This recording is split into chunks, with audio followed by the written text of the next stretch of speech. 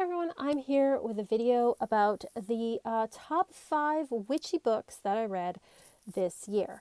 So I'm going to be doing book reviews and stuff as we go into 2021. These are all affordable mass market type of books, and I'm going to review them. My plan is, we'll see how it works, to read about a book a month and then review it for you, and that way you know, should I spend my hard-earned dollars on this book or not? Or should I get it from the library? Or should I wait till I see it in a secondhand store? That kind of thing. So I'm going to talk about these books and let you know what I think of them.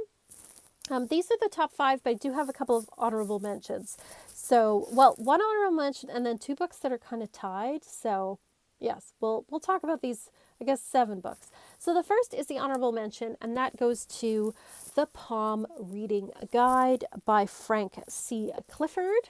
I did a review of this book last month. This book is on the honorable mention because it's a good book. I didn't think it was one of the best of the year, but it's pretty good. And I think it is a book that is really great if you are looking to get into palm reading and know nothing about it. This is like the basics of palm reading. So if you're somebody that already knows a little bit about it, you may not get a whole lot out of this book. If you're an advanced person, you'll probably be like, oh my God, this is so beginner. But if you don't know anything about it, this explains things really well. So I definitely think it is, it's a good book, like I said, for absolute beginning. So I love the illustrations in here. It maps things out really, really well for explaining. It breaks the hands down by their size and shape, the different lines on there, and it gives you just a good general overview. So if you're an absolute beginner and just want to know some basics of palm reading, I would recommend this book, and that's why I give this an honorable mention.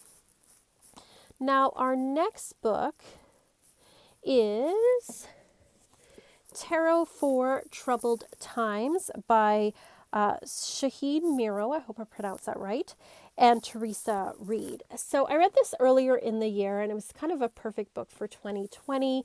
I was hoping this would be maybe like a little more political, but I mean, there is politics in here, but what I find this is really useful for, this particular book, is it gives you an overview of, the cards of the year. So you can calculate out the card of the year by adding up the digits in the number. For example, 2020, 2 plus 2 equals 4 was a 4 year.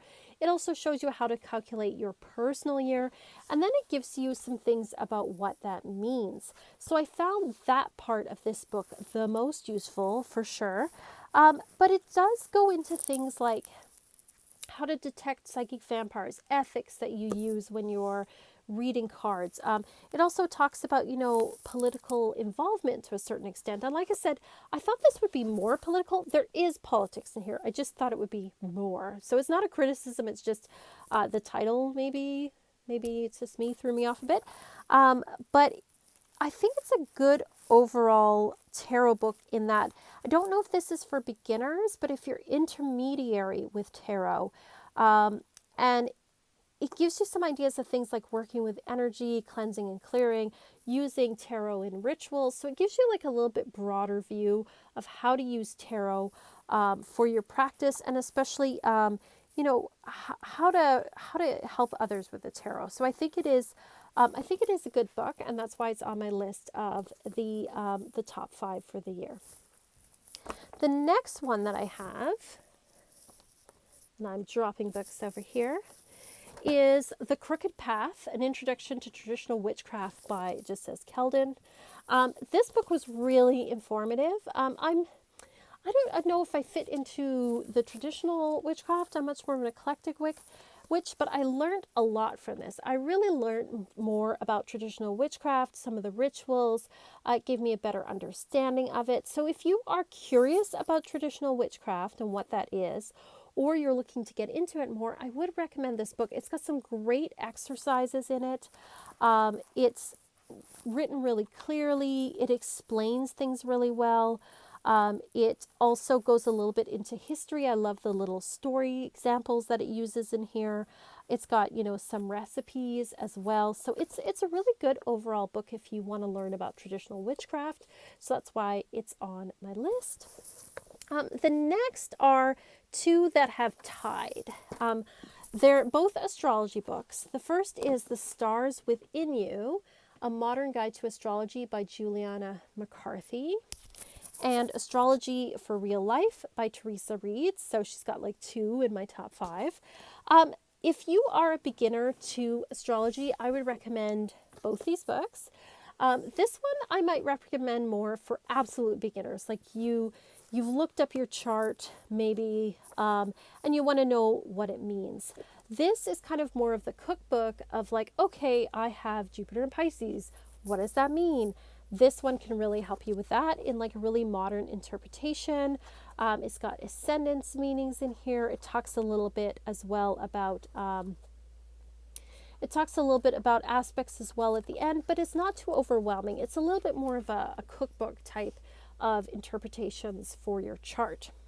This one I think is a little more complicated. So if you've kind of looked up all your stuff here and you want to know a little bit more, I would recommend this one. Now, this one does have kind of that cookbook style, look up, oh, I have Saturn in Capricorn. What does that mean? So it does have that part there. And she does a really good job of explaining how that energy can be used in a good way or a bad way for each of your placements, so to speak. The only thing I think I would change is the first part of the book, I think can be a little daunting for beginners because she does talk about things that are maybe a little more complicated for beginners, like aspects and things.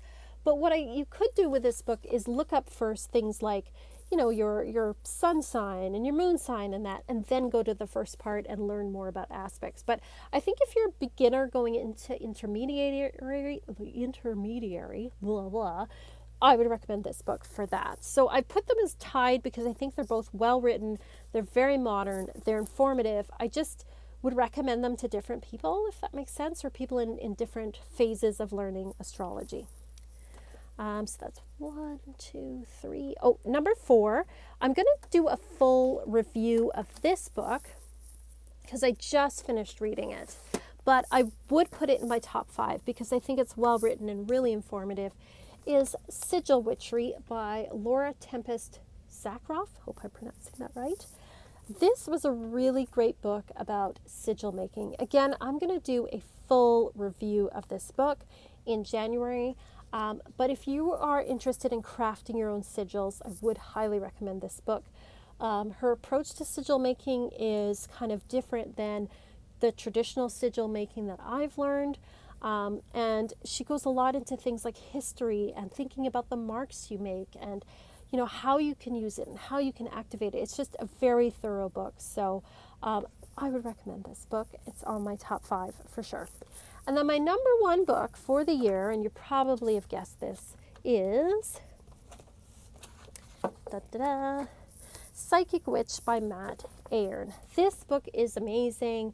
It's gotten a lot of praise and it deserves it. It's not super daunting. It's not a terribly thick book, but it is a wonderful book, especially if you are a beginner to witchcraft, but even for people who are more seasoned. There are just wonderful exercises in here. This is energy work. This, all the stuff in here, I think most of it for sure, you don't need anything for it because it's all about, meditation and energy exercises and visualization. And anybody can do those things. So it's a wonderful book. He explains things super well. Things like grounding and centering. What does that mean? The exercises in here are wonderful. So, he makes magic really accessible to people. You don't have to have a lot of stuff or be super fancy to do what's in this book. And it sort of shows you that, a lot of the stuff is just trinkets anyway, because the magic comes from us, from within. He explained things super well. There's great diagrams in here. There's so many exercises. Like, if you did an exercise a week, it would be like over a year of stuff, and it would give you a really solid foundation in witchcraft and energy work. So, highly recommend this book. This is my top book for the year of 2020, Psychic Witch by Matt Ayrn.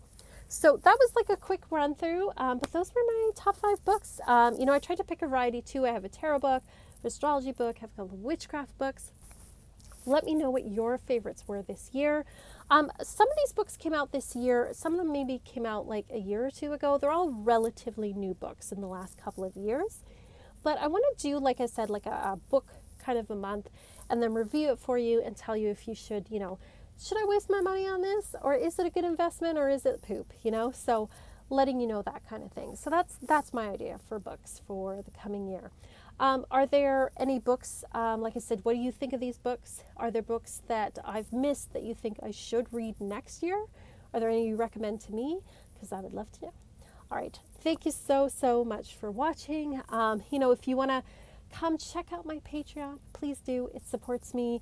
I have an online coven there. I do weekly tarot scopes and weekly astrology reports. I'm going to be starting some classes again soon, so come and check it out. I'm very excited for 2021. You guys are awesome. And as always, peace and love and rock.